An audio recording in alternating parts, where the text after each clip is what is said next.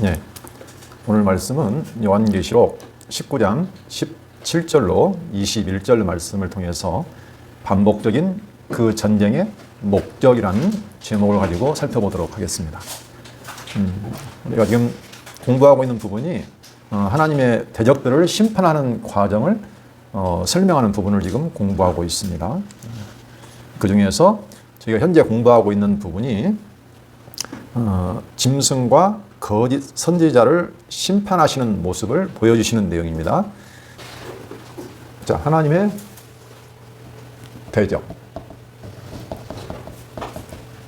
자, 심판 과정을 지금 보여주시는 장면입니다. 지금 마지막 7 대접 재앙을 쏟아내고 재앙은 지금 다 마쳤는데, 보여주셨는데, 다시 한번 그 심판의 내용을 다시 한번 어떤 관점을 가지고 조금씩 다릅니다. 관점을 가지고 다시 한번 쭉 보여주시는 거예요.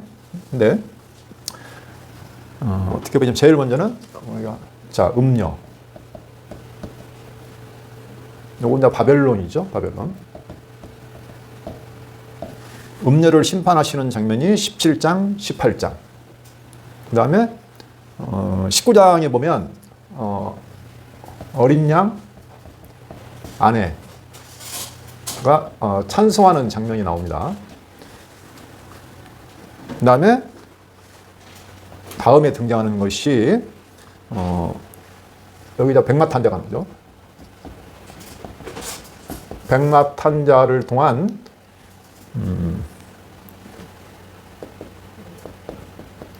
짐승, 그 다음에 거짓 선지자를 심판하는 내용이 나옵니다. 그 다음에는 이제 어디로 가냐면 마귀의 심판으로 넘어갑니다. 근데 이 마귀 심판의 모습을 보여주시는데 이게 두 가지가 좀 겹쳐 있다고 그랬어요. 여기가. 첫 번째 모습은 마귀가 결박된 모습이죠. 자, 용의 결박. 그 다음에 다른 한 장면은 천년 왕노릇. 이게 같은 천년 동안에 일어나는 사건을 지금 보여주시는데, 그리고 나서 최종적이고 마귀 심판이 나타납니다. 그 다음에 최종적으로 가장 마지막에는 무엇을 심판하시냐면, 이제 죽은 자들. 이렇게 지금 심판 시리즈가 쭉 나오고 있습니다. 그리고 그러니까 결론적으로는 뭐 죽은 자죠. 믿지 않는 자들. 그렇죠? 믿지 않는 자들 심판이 최종적인 모습입니다. 그럼 나머지는 누구냐? 전부 다 도구로 쓰인 것들이에요. 그렇죠? 사단이나 이 마귀가 미혹을 해서 도와주러 죽은 자들을 미혹하는 거잖아요. 그러니까 그 쓰임 받는 것들이 결국에 다 이렇게 심판을 받고 최종적으로는 죽은 자가 심판하는 것, 죽은 자들이 심판받는 모습으로 심판이 마칩니다. 그럼 다 끝나는 거예요. 그리고 마지막까지 사용된 게 뭐냐면은 여기가 사망과 음부. 이것도 불못으로 던져집니다. 이렇게 해서 지금 대적들, 하나님을 대적하는 모든 세력들이 다 심판나가는 과정을 지금 쭉 설명해주고 있는 부분을 지금 제가 살펴보고 있는데, 그 사이에 대적들은 심판을 받는데 반대로 하나님의 종들 또는 예수 그리스도를 믿는 어린 양의 아내들은 자신을 정결하게 지키고 깨끗한 세마포옷을 입고 찬송하는, 허다한 무리가 찬송하는 모습이 나옵니다. 그래서 그 부분도 이것들은 같이 봅니다. 마귀가 심판을 당하는데 반대로 천년 왕노릇 한 자들은 첫째 부활한 자들이거든요. 이걸 다시 말하면 산자들입니다.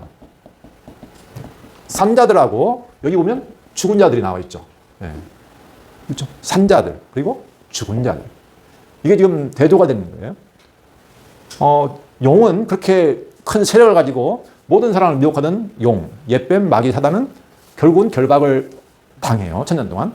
그리고 심판을 받는데 그 사이에 천년 동안 산자들, 첫째 부활한 자들은 왕노릇을 하는 모습을 보입니다. 그러니까 이것하고 같이 가는 거죠. 그렇죠? 심판이 있지만 다른 장면, 예수 그리스도를 믿고 고난받는 그 교회들은, 순결한 그 어린 양의 아내들은 영원한 찬송을 부르고, 또 그 사이 동안에, 결박당하는 동안에 왕노릇하고 제사장과 왕노릇하는 모습을 또 보여줍니다. 그래서 요한계시록은 항상 두 바퀴가 같이 간다고 그랬습니다. 그렇죠? 하나는 심판, 그리고 하나는 영원한 천상교회, 완성된 천상교회. 지상교회와 그 다음에 천상교회. 이게 지금 같이 나타나고 있습니다. 어느 때는 지상교회의 모습, 어느 때는 천상교회의 모습. 그것을 지금 보여주심을 통해서 어떤 의도를 가지고 보여주시는 거죠. 천상교회는 한마디로 말하면 뭐 완성된 교회, 또는 승리한 교회, 또는 뭐 찬송하는 교회, 이런 모습으로 보여집니다. 그런데 지상교회는 환난, 핍박, 기도, 싸움.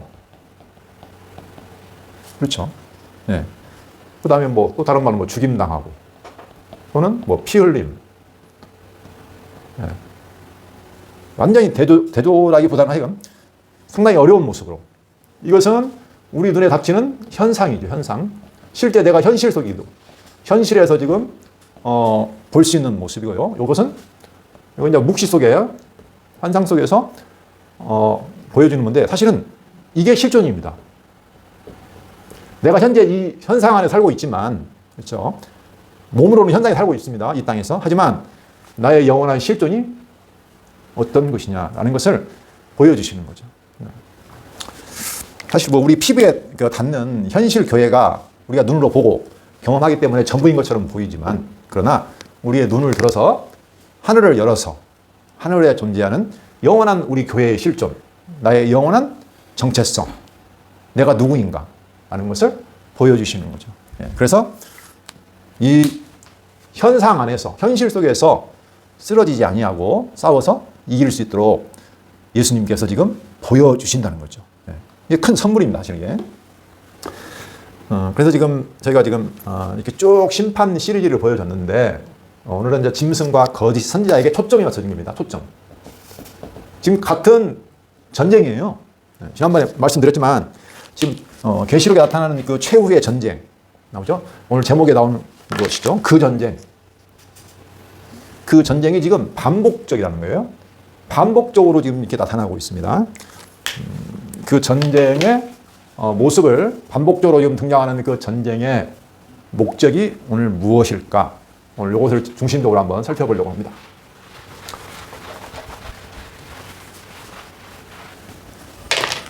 내용적으로 보면 내용은 사실 단순합니다. 오늘 지난번에 저희가 배웠던 것처럼, 자, 백마탄 자의 모습을 보여주시죠. 11절로 16절까지 백마탄 자의 모습과 그를 따르는 자의 모습이 같이 나와 있습니다. 그러니까 이제 대부분이 백마탄 자의 모습과 그 이름 네 가지, 그렇죠? 백마탄 자의 모습, 어떤 모습을 하고 있느냐, 그리고 그의 이름은 정체성이라고 했는데, 그게 뭐 충신과 진실, 그 다음에 자기밖에 아는 자가 없는 이름, 그렇죠? 그 다음에 하나님의 말씀, 그 다음에 마지막에 만왕의 왕이요 만주의 주라는 이름이 쓰여진 그런 모습을 가지고 있는 백마탄 자, 그가 싸운다는 거죠. 그리고 그 뒤를 누가 따르냐면 14절에 보면 하늘에 있는 군대들이 희고 깨끗한 세마포 옷을 입고 백마를 타고 그를 따르더라. 이게 바로 현재 우리 교회, 이게 교회의 모습이라고 볼 수 있습니다. 어떤 모습이냐면 백마탄 자를 따라서, 그죠? 희고 깨끗한 세마포 옷을 입고 백마를 타고 그를 따르는 하늘에 있는 군대들, 이게 사실 우리의 모습이에요. 물론 당시에 그 소아시아에 있는 7교회의 모습이기도 하고, 현재 우리 교회의 모습이기도 합니다. 이게 실존이에요, 이게. 우리가 어떤 존재냐? 바로 백마 타고 있는 그 어린 양 예수 그리스도를 따르고 있는 하늘의 군대라는 거죠. 근데 이 군대가 결론적으로는 어떻게 한다? 모든 대적들을 다 물리치고 다스리고 진노의 포도주들을 밟고 완전히 무너뜨린다는 거죠. 승리한다는 거죠, 한마디로. 그렇죠? 네. 뭐 승리하죠. 왜냐하면 만왕의 왕이고 만주의 주니까 이 교회가 된다? 승리한다. 지금 계시록은 한마디로 말하면 교회의 승리를 말하고 있습니다. 교회의 영원한 승리, 확정된 승리를 지금 여러 가지 환상과 이상을 통해서 예수님께서 지금 천상에서 그 종을 통해서 천사들을 통해서 보여주시는 거죠. 우리가 승리한다는데, 근데 안타깝게도 분명히 승리한 교회가 우리의 모습인데 현상으로 봤더니 어떻게 하면 우리가 지고 있어요. 이게 참 아이러니인데 현상에서는 지고 있고 패배하는 것처럼 보이는데 그게 너희의 실종이 아니고 너희는 승리한 교회다. 대적들이 우리를 막 핍박하고 하니까 우리를 이기고 있는 것처럼 보이지만 아니다. 그들은 영원한 심판으로 간다라는 것을 지금 계속적으로 보여주시고 있습니다.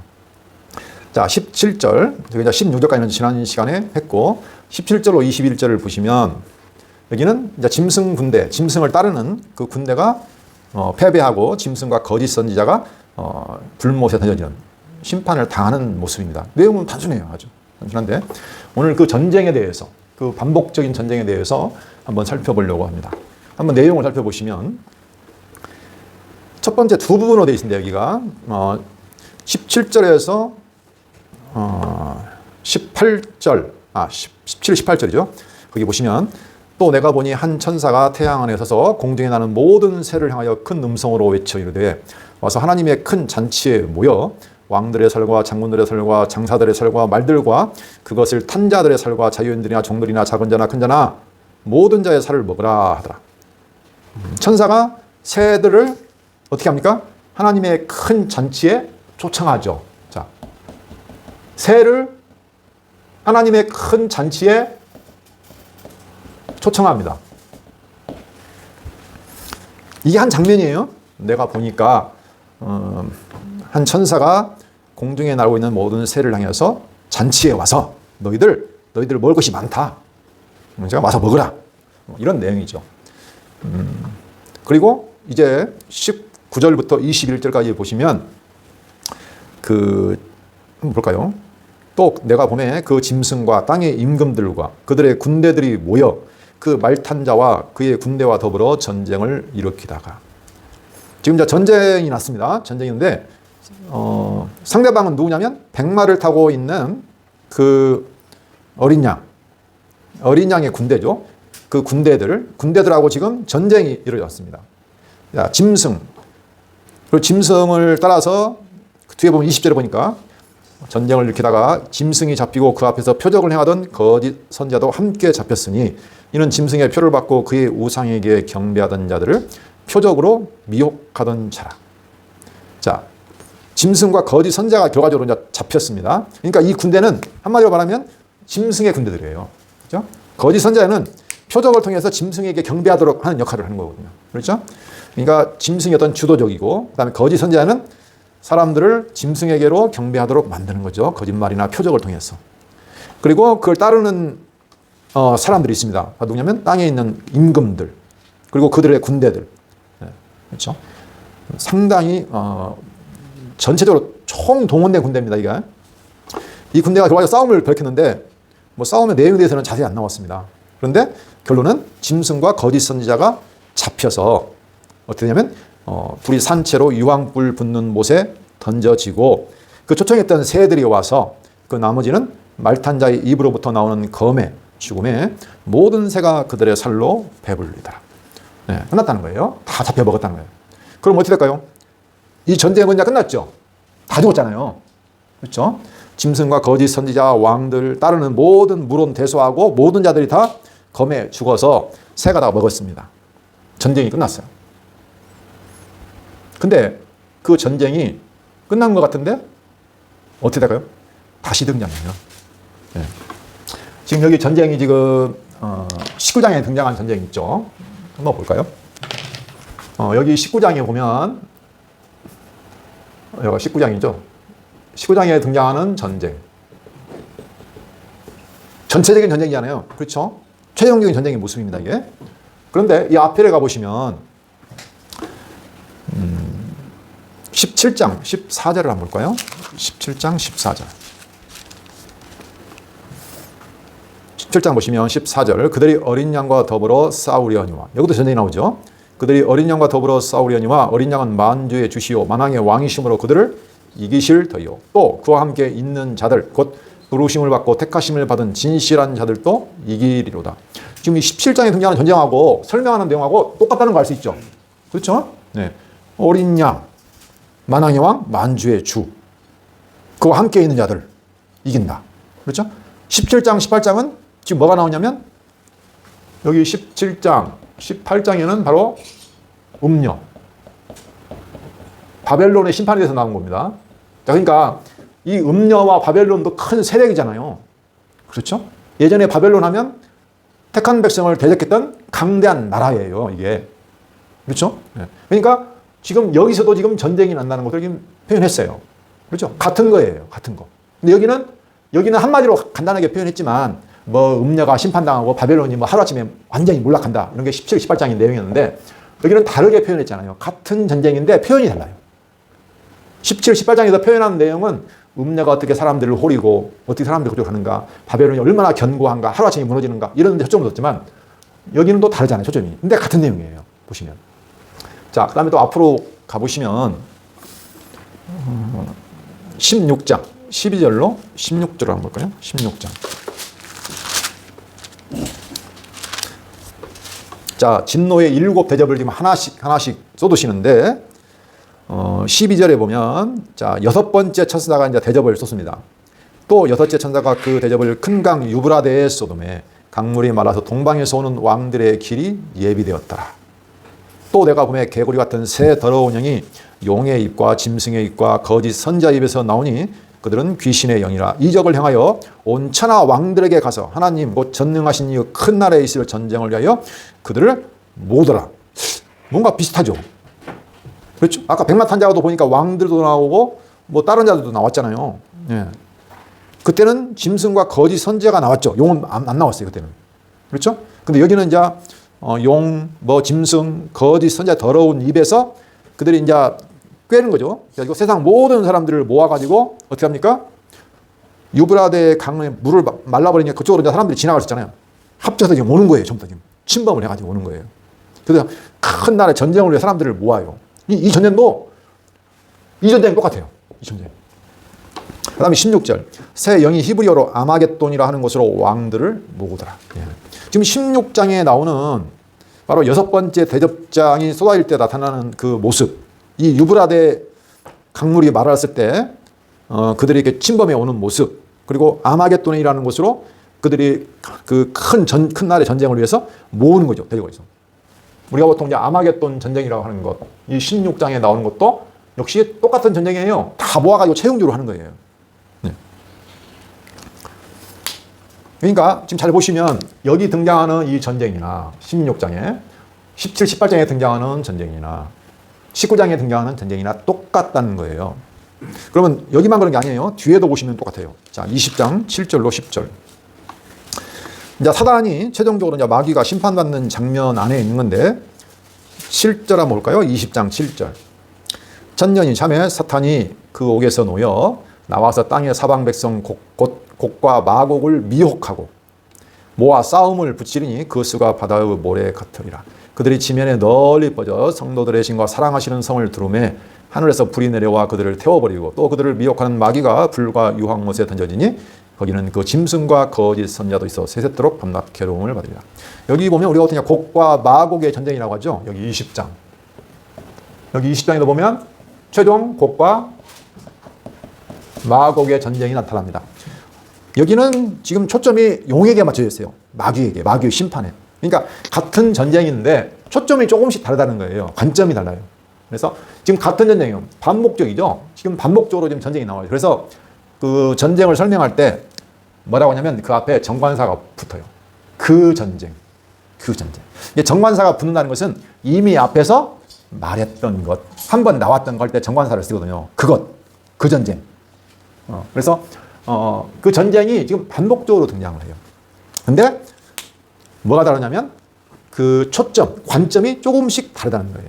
같은 전쟁인데 지금 계시록에 나타난 것이 다 그래요. 다른 것이라고 생각하시면 안 됩니다. 지금 이 전쟁만 그런 건 아니에요. 전쟁만 그런 게 아니라 그 여러 가지 사건이요. 같은 건데 이게 관점이나 초점을 바꿔서 계속 등장을 해요. 우리가 인, 나팔, 대접지향도 다르지 않다고 있잖아요. 그렇죠? 인과 나팔과 대접지향이 역시 마찬가지다. 같은 것을 말하고 있는 건데 강도가 좀 더 세지거나, 그죠? 뭐 4분의 1, 3분의 1 전체 이렇게. 아니면 보는 관점이 조금씩 바뀌거나. 다른 것을 말하는 것이 아니라는 거죠. 그것뿐만이 아닙니다. 그 천상교의 모습을 보여주시는 장면도 보시면 여러 가지 장면이 나오잖아요. 자, 한번 잠깐 볼까요? 그 묵시석에 천상교회가 저희가 지금 보시면 계시록에 보면 굉장히 많이 나옵니다. 근데 그 천상교회 모습을 그들은 대부분이 뭐 승리한 교회, 그죠? 찬송하는 교회로 등장하잖아요. 완성된 교회로. 근데 그것들이 전부 다 다르게 표현은 돼 있어요. 근데 사실은 똑같은 내용이에요. 그렇죠? 한번 제가 간단하게 빨리 읽어볼게요. 자, 계시록 4장에 보시면 24 보좌에 앉아있는 24 장로들이 금관을 머리에 쓰고 하나님께 경배하고 찬송하죠. 금관을 벗어 던지고. 그게 바로 천상교회의 모습이거든요. 그러니까 24 장로는 바로 택한 교회에 대한 어떤 상징적인 모습이라고 했습니다. 그 다음에 7장에 가시면 자, 인침받은, 하나님의 인침받은 14만 4천이 등장하죠. 그리고 셀 수 없는 큰 무리가 흰 옷을 입고 나오죠. 큰 환란에서. 그들이 찬송하는 내용이 나와요. 그리고 그들이 하나님이 장막을 찌고 목자가 되어서 그들을 안식하는 장면이 나옵니다. 이것도 천상교회의 모습이에요. 그렇죠? 14만 4천. 아까는 24 장로. 그 다음에 14장으로 가시면 어린 양과 함께 시온산에 서 있는 14만 4천이 등장합니다. 그들이 새 노래를 불러요. 그렇죠? 이것도 역시 마찬가지예요. 똑같은 거예요. 똑같은 천상교회의 모습인데 장면도 바뀌고 모습도 달라요. 역시 14만 4천이 시온산에서 어린 양과 함께 새 노래를 불러요. 그 다음에 15장 가시면 짐승과 그 우상에게 경배하지 아니고 짐승을 이기고 벗어난 자들이 유리바닷가에 서서 모세의 노래, 어린 양의 노래를 부르는 장면이 등장합니다. 15장에 가면. 역시 마찬가지예요. 여기서 승리한 천상교회의 모습. 근데 모습은 다 바뀌었어요. 근데 본질은 똑같아요. 똑같아요. 그 다음에 19장.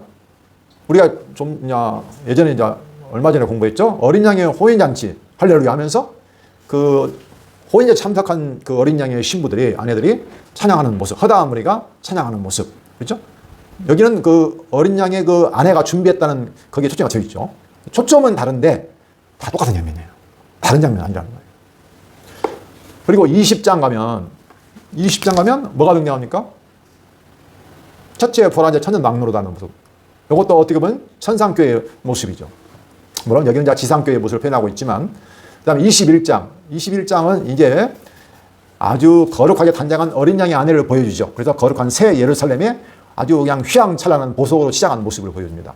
이것도 역시 뭡니까? 천상교회의 모습이에요. 새 예루살렘, 거룩하게 단장한 새 어린 양의 아내들.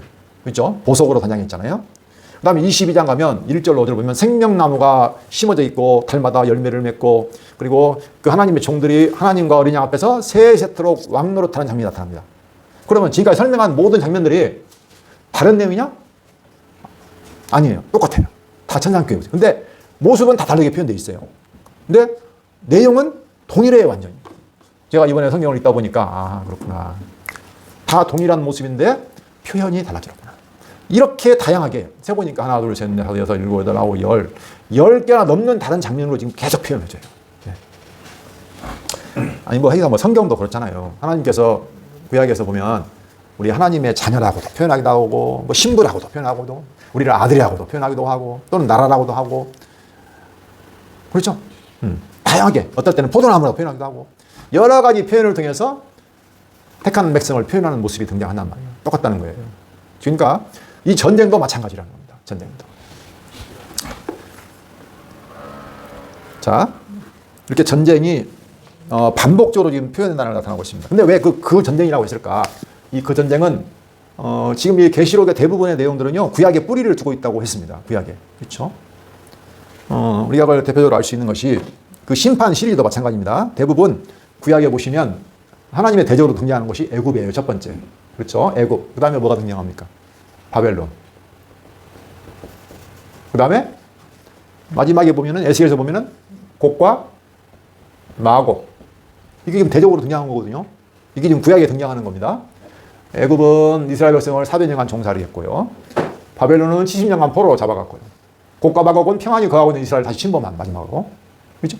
전부 대적들이에요. 그것에 대한 심판의 모티브가 계속 등장합니다. 계시록은 구약에 있는 그러한 등장했던 사건들, 그것을 모티브로 해서 다시 설명하는 거예요. 같은 거예요, 사실은. 같은 거. 근데 지금 이 전쟁은 바로 어떤 전쟁이냐면은 곡과 마곡의 전쟁을 지금 가져온 거예요. 그래서 그게 어디 나타났냐면 에스겔서 38장하고 39장에 보면 곡과 마곡의 전쟁이 등장합니다. 이게 바로 그 구약에서 말했던 그 곡과 마곡의 전쟁, 바로 그 전쟁이라는 거예요. 최후의 전쟁. 그 전쟁이 지금 이 계시록에 지금 이 등장하는 이 전쟁의 모습이라는 거죠. 그래서 그 곡과 마곡의 전쟁에 등장했던 내용들이요 그대로 나와요. 지금 저희가 봤던 전쟁이. 아까 새를 초청하는 장면 나오죠. 공중에 나는 모든 새를 향해서 하나님의 잔치에 모여서 살들을 먹으라, 그런 내용이 나오잖아요. 그 내용이 이미 에스겔서에서 그대로 나와 있어요. 거기 한번 볼까요? 에스겔서 39장 17절로 보겠습니다. 주 여호와께서 이같이 말씀하셨느니라. 너 인자야, 너는 각종 새와 들의 각종 짐승에게 이르기를 너희는 모여오라. 내가 너희를 위한 잔치 곧 이스라엘 산 위에 예비한 큰 잔치로 너희는 사방에서 모여 살을 먹으며 피를 마실지어다. 너희가 용사의 살을 먹으며 세상의 왕들의 피를 마시기를 바산의 살진 짐승 곧 순양이나 어린 양이나 염소나 수송아지를 먹듯 할지라. 내가 너희를 위하여 예비한 잔치의 기름을 너희가 배불리 먹으며 그 피를 취하도록 마시되. 네. 에스겔에서 나와 있는 그 잔치에 초청하는 모습하고 똑같잖아요. 그렇죠? 네. 38장 볼까요? 그 16절을 보시면, 자, 하나님께서 이제 곡과 마곡의 전쟁을 그들이 쳐들어온 것처럼 보이지만요, 사실은 하나님이 불러 모아요. 구름이 땅을 덮음같이 내 백성 이스라엘을 치러 오리라. 고가 끝날에 내가 너를 이끌어다가 내 땅을 치게 하리니. 잘 보시면 그들이 이스라엘 백성을 치러 오는데 끝날에 내가 너를 이끌어다가, 누가요? 하나님이 곡을 이끌어다가 내 땅을 치게 하리니 이는 내가 너로 말미암아 이방 사람의 눈앞에서 내 거룩함을 나타내어 그들이 다 나를 알게 하려 함이라. 그렇죠? 예, 하나님의 주권이 드러나 있어요. 잘 보시면 자, 그래서 오늘은 오늘 제목을 따라서 이 전쟁을 하나님께서 보면 아시는 목적, 이 최종적인 전쟁, 반복적으로 보여주시는 그 교회의 싸움, 이 전쟁을 어떻게 보면 이 전쟁을 누가 일으킬까요? 이게 굉장히 중요한 겁니다. 그렇죠? 지금 곡과 마곡의 전쟁은 누가 일으킨다고 했을까요? 그게 좀 생각해보면요, 좀 우리 생각해볼 부분이 있습니다. 자, 한번 써볼까요? 정리한 의미에서. 우리는 전쟁하면, 전쟁. 아주 위험한 전쟁. 그 전쟁이라고 하죠.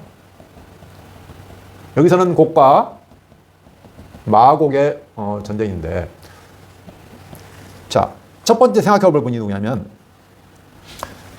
이 전쟁은 누가 일으키는 전쟁인가? 겉으로 보면은 곡과 마곡이 쳐들어오는 것처럼 보이잖아요. 근데 에스겔서를 보시면 뭐라고 했냐면, 내가 한다는 거예요.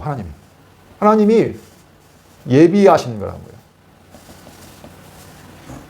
하나님이 예비하신 전쟁이다 라는 거. 아까 지금 제가 38장 한번 읽었죠. 제가 한번 읽어드릴게요. 38장 6절, 16절, 17번 나와 있는데 제가 찾아서 한번 읽어드리겠습니다. 38장 6절. 고멜과 그 모든 때와 북쪽 끝에 도갈마 족속과 그 모든 때 곧 많은 백성의 무리를 너와 함께 끌어내리라. 하나님이 지금 말씀하시는 겁니다. 끌어낸다는 거예요. 아까 유브라데 강물을 말려가지고 동방에서 오는 왕들의 길이 예비됐다는 말도 있었죠. 그렇죠? 자, 16절. 여기는 아까 읽었죠. 고가 끝날에 내가 너를 이끌어다가 내 땅을 치게 하리니. 어떤 목적이 있다는 겁니다. 내가 너를 이끌어다가 내 땅을 치게 하리니. 그죠? 그 다음에 23절. 이같이 내가 여러 나라의 눈에 내 위대함과 내 거룩함을 나타내어 나를 알게 하리니. 내가 여호와인 줄을 그들이 알리라. 예. 결론이에요. 결론. 자, 하나님이 이끌어내세요. 그 전쟁을 우리는 대적들이 나선 것 같지만 아니에요. 하나님이 이끌어내신 분이에요. 우리가 구약 이스라엘 역사를 봐도 맞습니다. 이스라엘 역사에 나타난 모든 전쟁은 어떻게 보면 하나님이 다 만드신 전쟁이에요. 왜? 뭔가 이유가 있으니까. 하나님이 우리를 구원하셨을 때 우리 안에 있는 육체의 소욕을 다 잠재워 놨으면 우리가 왜 싸움을 합니까? 날마다. 싸움 안 하죠. 갈등이 없잖아요. 그죠? 근데 하나님이 그 가나안 땅 정복할 때도 다 남겨놓잖아요. 남겨두셔요. 네. 끊임없이 우리 안에서 막 시험이 일어나고 싸움이 일어나요. 네. 근데 그 목적이 있다는 거예요. 그럼 두 번째. 왜? 왜 이렇게 싸움을 하게 하시는가? 싸움을 할 대적들을 둬가지고 싸우게 하시는가? 하는 거죠. 첫 번째 목적은, 저는 이렇게 봅니다. 깨끗한 옷 입히는 거다. 이렇게. 깨끗하게 더러웠던 우리 옷을 깨끗한 옷으로 입힌다. 지금 그 계시록에 보면 어린 양의 피로 씻어가지고 옷을 깨끗하게 한다는 장면이 지금 계속 등장합니다. 어린 양의 피, 어린 양의 피. 그죠? 그리고 그 정혼한 여자. 그죠? 어린 양의 아내들이 나중에 어린 양과 혼인잔치에 가서 찬송을 부르잖아요. 어떻게 하냐고? 옷을 깨끗하게 준비한 그 아내들이. 그죠? 이스라엘 여자들은 결혼할 때 정혼을 하고 한 1년 더 지나면 그때 자기 자신을 잘 준비해가지고 진짜 결혼을 하잖아요. 똑같아요. 하나님께서 그걸 사용하신 거예요. 그러니까 이 기간 동안에 무슨 일을 일었어요? 깨끗한 옷을 갈아입히는 장면이에요. 이게 하나님이 전쟁을 통해서 원하시는 거죠. 다른 말로 하면, 우리로 말하면 우리 안에 있는 어떤 걸 죽입니까? 옛사람을 죽이고 뭘 입혀요? 새 사람을 입히는 거죠. 네, 광야에서 하나님께서 40년 동안 태어난, 애굽에서 태어난 모든 백성은 다 진멸하고 새로 태어난 자가 들어가셨어요. 네, 똑같은 거예요. 네. 그 과정이 아주 힘들죠. 40년 동안. 그런데 하나님의 목적은 분명합니다. 자, 그게 계시록 19장 7절 9절. 제가 잠깐 볼까요? 이미 어린 양의 아내들이 등장했는데 다시 한번 보겠습니다. 19장 7절로 9절. 우리가 즐거워하고 크게 기뻐하며 그에게 영광을 돌리세요. 어린 양의 혼인 기약이 이르렀고, 이게 이제 진짜 혼인이에요. 기약이 이르렀고 그의 아내가 자신을 준비하였으므로 그에게 빛나고 깨끗한 세마포옷을 입도록 허락하셨으니 이 세마포옷은 성도들의 옳은 행실이로다. 천사가 내게 말하기를 기록하라. 어린 양의 혼인잔치에 청함을 받은 자들은 복이 있다. 와, 복이 있답니다. 네. 우리는 복을 받았어요. 진짜 복 받은 자인데 하나님이 전쟁을 주셔요. 왜? 이 잔치에 참여하니까. 그 기간, 그 완전한 결혼에 이르기 위해서는 그 기간이 필요하다는 거죠. 깨끗하게 자기를 준비하는 장면. 자, 21장 볼게요. 21장 2절 보시면 여기 자 준비한 새 예루살렘이 나타나는데, 또 내가 보매 거룩한 성 새 예루살렘이 하나님께로부터 하늘에서 내려오니 그 준비한 것이 신부가 남편을 위하여 단장한 것 같더라. 여기도 단장이 나오죠. 깨끗하게 단장하여서 지금 새 예루살렘으로 등장합니다. 교회가. 자, 9절. 7 대접을 가지고 마지막 7 재앙을 담은 7 천사 중 하나가 나와서 내게 말하여 이리오라. 내가 신부 곧 어린 양의 아내를 내게 보이리라 하고 성령으로 나를 데리고 크고 높은 산을 올라가 하나님께로부터 하늘에서 내려오는 거룩한 성 새 예루살렘을 보인. 그렇죠? 아주 거룩한 성 새 예루살렘을 하나님이 만드시는 거예요. 하늘에서 내려온다는 거예요. 그렇죠? 자, 22장 14절 아주 명확히 나와 있습니다. 자기 두루마기를 빠는 자들은 복이 있으니 이는 그들이 생명나무에 나가며 문들을 통하여 성에 들어갈 권세를 받으려 합니다. 자, 영원한 생명나무 과실을 먹을 수 있고 문을 통해서 새 예루살렘 성에 들어갈 수 있는 권세를 얻는 것은 두루마기를 빠는 거예요. 네, 두루마기. 깨끗한 세마포 옷으로 입히는 거란 거죠. 자, 마지막 21절. 요한계시록 가장 마지막 장 마지막 절. 22장 21절. 주 예수의 은혜가 모든 자에게 있을지어다. 아멘. 그렇죠? 무엇으로 입을까요? 네. 이 깨끗한 옷은 오직 예수 그리스도예요. 예수 그리스도의 은혜만을 의지하는 거죠. 예, 이거 하나예요. 예. 사람들은 끊임없이 자기를 의지하고 자기 공로를 의지하는데 우리가 가졌던 모든 그러한 옛사람의 그런 생각들을 다 없애버리고 오직 한 분 예수 그리스도의 은혜로만 나아가도록 단장을 시킨다는 과정이죠. 우리가 예수님을 안다고 하지만 그 은혜를 온전히 의지하지는 못하는 거예요. 그걸 지금 배우는 과정이에요. 그래야 사니까, 가니까. 자, 그렇게 해서 최종적으로는 이건 결론입니다. 모든 전쟁을 통해서 아주 힘들고 고통스러운 과정이죠. 나를 무너뜨린다는 것이 얼마나 힘듭니까? 나의 의가 얼마나 강한데, 내가 뭔가 한다는 것, 내가 뭔가 의롭다, 내가 선하다는 것이 우리 내면에 다 자리 잡는 거예요. 그걸 없애는 과정이 힘들고 힘들지만 하나님께서 결론적으로 이 전쟁을 통해서 우리를 죽이고 깨끗한 새 옷을 입혀서 뭐라고요? 여호와의 그 거룩한 이름을 알고 어떻게 합니까? 찬송케. 이것은 성경의 근본 목적하고 있다 있는 거죠. 이사야서 보면 43장 21절 이 백성은 내가 나를 위하여 지었나니 곧 나의 찬송을 부르게 하려 함이니라. 그리고 에베소서 잘 알죠? 하나님께서 창세 전에 신령한 복을 주신 것은 그 은혜의 영광을 찬송케 하려 함이로다. 모든 게 찬송으로 갑니다. 천상교회의 모습은 어떻게 납니까? 전부 찬송이에요. 근데 누구를 찬송합니까? 어린 양과 하나님. 나는 다 빠졌어요. 오직 하나님의 능력과 거룩하신 이름과 은혜와 그 영광만 찬송하는 거죠. 그 이름, 그 언약대로 이루신 여호와를 알고 찬송하도록 하는 겁니다. 자, 그게 계시록 38장 아까 읽었죠? 자, 계시록이 아니라 에스겔서 제가 빨리 한번 읽어보겠습니다. 38장 16절 다시 한번 읽어드릴게요. 자, 이는 내가 너로 말미암아 이방 사람의 눈 앞에서 내 거룩함을 나타내어 그들이 다 나를 알게 하려 함이니라. 23절 이같이 내가 여러 나라의 눈에 내 위대함과 내 거룩함을 나타내어 나를 알게 하리니 내가 여호와인 줄을 그들이 알리라. 한마디로 말하면 내가 여호와인 줄을 알게 하는 게 유일한 목적이라는 거죠. 자, 39장으로 넘어가서 볼까요? 6절 내가 또 불을 마곡과 빛 섬에 평안히 거주하는 자에게 내리니 내가 여호와인 줄을 그들이 알리라. 7절 내가 내 거룩한 이름을 내 백성 이스라엘 가운데 알게 하여 다시는 내 거룩한 이름을 더럽히지 아니하게 하리니 내가 여호와 곧 이스라엘의 거룩한 자인 줄을 민족들이 알리라. 전부 다 알리라. 그렇죠? 근데 저희가 반대를 좀 생각해야 돼요. 그럼 나는 뭔가? 나 26절 한번 볼까요? 39장 26절. 자, 25절이 중요하니까 25절부터 한번 보겠습니다. 그러므로 주 여호와께서 이같이 말씀하셨느니라. 내가 이제 내 거룩한 이름을 위하여 열심을 내어 야곱의 사로잡힌 자를 돌아오게 하며 이스라엘 온 족속에게 사랑을 베풀지라. 그러니까 그 타락한 이스라엘을 하나님께 심판하시는데 내가 이제 내 거룩한 이름, 내 이름을 위하여 열심을 내어 야곱의 사로잡힌 자를 돌아오게 하며 다시 회복한다는 거죠. 이스라엘 온 족속에게 사랑을 베풀지라. 그들이 그 땅에 평안히 거주하고 두렵게 할 자가 없게 될 때에 부끄러움을 품고 내게 범한 죄를 뉘우치리니. 자, 근데 하나님은 자기 이름을 위해서, 자기 열심을 위해서, 약속을 위해서 다시 회복시켜요. 그런데 그때 이스라엘은 어떻게 됩니까? 부끄러움을 품고 내게 범한 죄를 뉘우친다고 했습니다. 그러니까 내 모습을 발견한다는 것이 하나님의 그 거룩한 이름을 아는 것하고 똑같아요. 내가 내 자신을 얼마나 알고 있느냐. 그죠?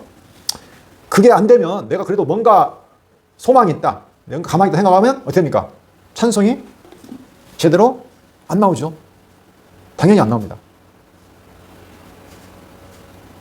그게 여기만 나오는 게 아니라 에스겔서 36장 22절로 23절 그것도 한번 제가 읽어볼게요. 22절 그러므로 너는 이스라엘 족속에 이르기를 주 여호와께서 이같이 말씀하시기를 이스라엘 족속아 내가 이렇게 행하면 너희를 위함이 아니요 너희가 들어간 그 여러 나라에서 더럽힌 나의 거룩한 이름을 위함이라. 하나님이 이스라엘을 회복시킨 것은 너희들 위한 것이 아니야. 내 이름 때문에 그런 거야. 여러 나라 가운데서 더럽혀진 이름 곧 너희가 그들 가운데서 더럽힌 나의 큰 이름을 내가 거룩하게 할지라. 하나님은 자기의 거룩한 이름을 위해서 일한다는 거예요. 내가 그들의 눈앞에서 너희로 말미암아 나의 거룩함을 나타내리니 내가 여호와인 줄을 여러 사람이 알리라. 주 여호와의 말씀이야. 우리하고 상관이 있을까요? 없을까요? 없어요. 없어요. 오직 하나님의 거룩한 이름을 위한다는 거예요. 우리하고 상관이 없어요. 근데 끝까지 나를 연관시킨 사람이 있어요. 내가 뭔가 해야 되나? 안 해야 되나? 아니라는 거예요. 하나님은 자기 이름을 위해서 일한다는 거예요. 이게 참 우리가 떼어내기 힘든 거예요. 사실은 이게. 떼어내기 힘든 거예요. 그러나 그러한 삶을 통해서 우리의 주어진 그 싸움, 삶을 통해서 그걸 완벽하게 제거하는 겁니다. 에스겔서 16장. 거기도 보면 16장 볼까요? 네. 여기 아주 적나라하게 나타난 곳이 있어요. 60절. 영원한 언약이 드러나는데 그러나 내가 너의 어렸을 때 너와 세운 언약을 기억하고 너와 영원한 언약을 세우리라. 자, 하나님이 이스라엘과 세운 언약이 있죠. 어릴 때 세운 언약을 기억하고 너와 영원한 언약을 세우리라. 내가 내 형과 아우를 접대할 때 내가 내 행위를 기억하고 부끄러워할 것이라. 형과 아우가 누구냐면 소돔과 사마리아예요. 그들이 아주 타락하고 범죄한 백성으로 얘기했던 소돔과 그 사마리아, 사람 취급도 안 했던 그 사마리아, 그들을 접대할 때 내 행위를 기억하고 부끄러워할 것이라. 소돔 앞에서도 부끄럽고 사마리아 앞에서도 내가 부끄러워. 내가 그들을 내게 딸로 주려니와 내 언약으로 말미암음이 아니라. 네가 나하고 맺은 언약 때문에 그런 거 아니야. 내가 너를 다시 회복하는 것이. 내가 내게 내 언약을 세워, 나의 언약을 세워 내가 여호와인 줄을 내가 알게 하리니 이는 내가 내 모든 행한 일을 용서한 후에. 하나님은 용서해요. 그렇게 타락한 이스라엘 용서해요. 용서한 후에 내가 기억하고 놀라고 부끄러워서 다시는 입을 열지 못하게 하려 함이니라. 놀랍죠? 하나님 용서해요. 왜? 처음에 맺은 언약이 있으니까. 그런데 그동안 이스라엘은 굉장히 자고했어요. 아이고 소돔 아주 나쁜 놈들이야. 사마리아 완전히 우상숭배가 어머니 된 사람들이야. 자기는 잘한 줄 알았어. 근데 너 아무것도 아니라는 거예요. 네가 오히려 그들을 보면 네가 부끄럽다는 거예요. 오히려.